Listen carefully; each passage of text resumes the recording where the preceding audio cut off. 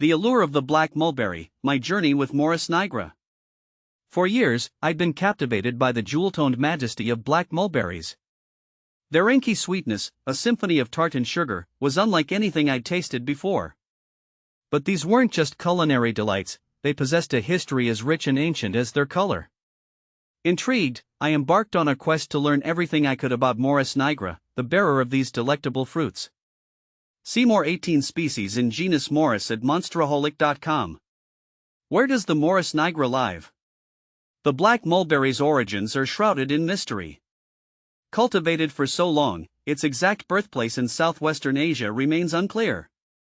Despite the ambiguity, one thing is certain: Morus nigra thrives in warm climates with well-drained soil. It basks in the sun, demanding at least 6 hours of daily sunlight to truly flourish. Morus nigra versus Morus rubra. I've had a chance to grow both Morus nigra and Morus rubra, and I can definitely share some thoughts based on my own experience. Morus nigra, or the black mulberry, has been a standout for me with its deep purple, almost black fruit that's incredibly sweet. The fruiting season is a bit shorter, but the flavor is so rich that it makes up for it. On the other hand, Morus rubra, the red mulberry, tends to be more productive over a longer period.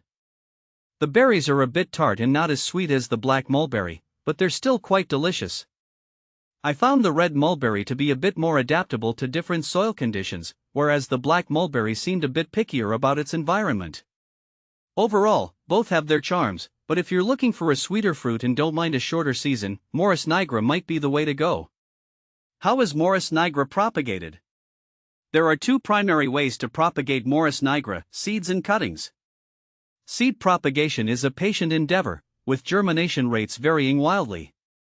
The seeds require a period of cold stratification, mimicking winter's embrace, before they'll even consider sprouting. But for the dedicated gardener, the reward of nurturing a Morus nigra from seed is an unmatched satisfaction. Cuttings, on the other hand, offer a faster route. Semi-hardwood cuttings taken in late summer can be rooted in a well-draining medium like perlite or sand. With proper care and a touch of patience, these cuttings will develop into robust young trees. Where to buy Morus nigra?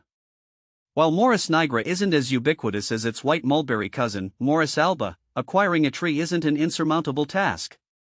Online nurseries and specialty plant stores often carry them. Alternatively, some local gardening enthusiasts might even propagate their own trees and offer them for sale. Just be sure to purchase from a reputable source to ensure you're getting a healthy, true-to-type Morus nigra. Will Morus nigra hybridize with Morus alba? The answer is yes. Morus nigra and Morus alba can readily interbreed, resulting in hybrid offspring.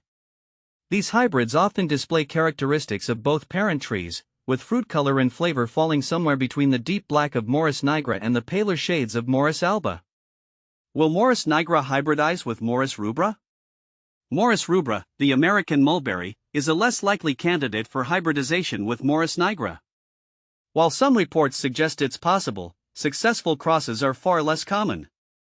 Beyond the basics, my Morus nigra journey continues. My fascination with Morus nigra extends beyond its propagation and provenance. I'm constantly experimenting with new ways to use its bounty. The inky fruits lend themselves beautifully to jams, jellies, and syrups, their tartness a delightful counterpoint to sweet desserts.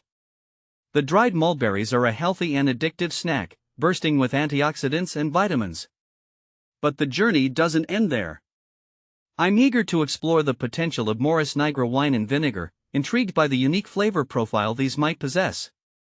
As the seasons change, I'll be closely observing my tree, learning its language, and uncovering the secrets it holds. The Morus nigra, with its dark allure and hidden depths, has become more than just a plant in my garden. It's a constant source of discovery and delight.